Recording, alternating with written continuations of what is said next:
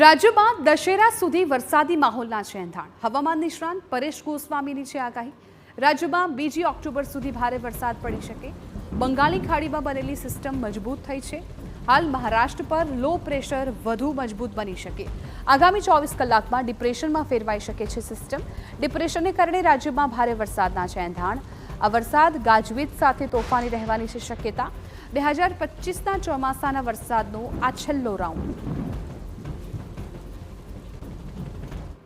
2025ના ચોમાસાના વરસાદનો છેલ્લો રાઉન્ડ ચાલુ થઈ ગયો છે. આજે 28 સપ્ટેમ્બરથી લઈને 2 ઓક્ટોબર સુધી આ વરસાદી રાઉન્ડ ચાલુ રહેશે, જેમાં રાજ્યના અનેક વિસ્તારની અંદર સામાન્યથી મધ્યમ ને મોટા ભાગના વિસ્તારની અંદર ભારે વરસાદની સંભાવનાઓ છે. અનેક જગ્યાએ 2 થી 5 ઇંચ તો કોઈ જગ્યાએ 5 ઇંચ કરતા પણ વધુ વરસાદ વરસી શકે છે. અને આ વરસાદ છે એ જે વિસ્તારોની અંદર હશે ત્યાં ગાજવીજ અને ભારે પવન સાથે તોફાની વરસાદ જોવા મળે તેવું અનુમાન છે. તો